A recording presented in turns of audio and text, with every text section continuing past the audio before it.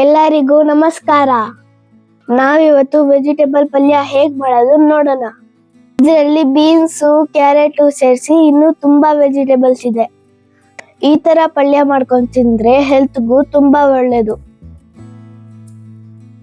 ಚಪಾತಿ ಜೊತೆ ಇದರ ಟೇಸ್ಟ್ ತುಂಬಾ ಚೆನ್ನಾಗಿರುತ್ತೆ. ಬನ್ನಿ ಇದನ್ನ ಹೇಗ್ ಮಾಡೋದು ನಾನು ತೋರಿಸ್ತೀನಿ.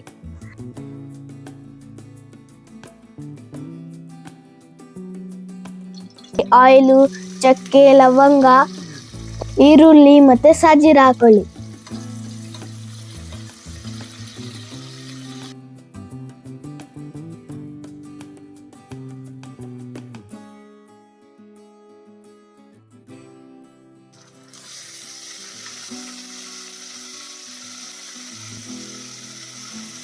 ಈರುಳ್ಳಿ ಫ್ರೈ ಆದ್ಮೇಲೆ ginger garlic paste, tomato, beans, carrot, ಎಲೆಕೋಸು, ಆಲೂಗೆಡ್ಡೆ ಈ ಎಲ್ಲ ತರಕಾರಿ ಹಾಕೊಂಡು ಮಿಕ್ಸ್ ಮಾಡ್ಕೊಳ್ಳಿ.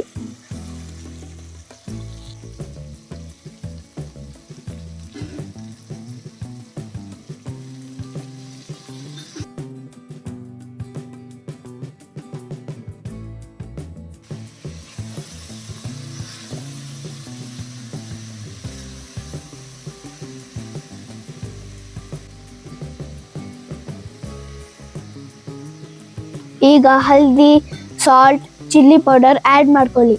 ಗರಂ ಮಸಾಲ ಕೂಡ ಹಾಕೊಳ್ಳಿ.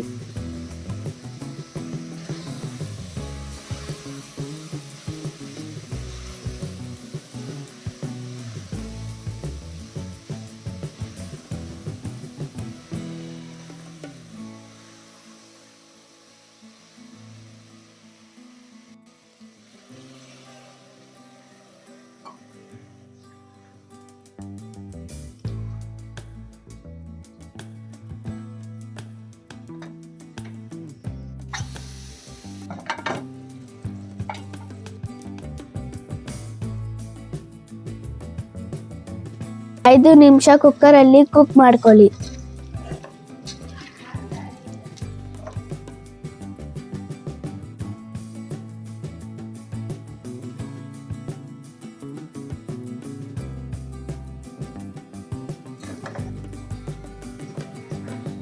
ಅಷ್ಟೇ, ಪಲ್ಯ ಈಸ್ ರೆಡಿ. ಚಪಾತಿ ಜೊತೆ ಇದರ ಟೇಸ್ಟ್ ತುಂಬಾ ಚೆನ್ನಾಗಿರುತ್ತೆ.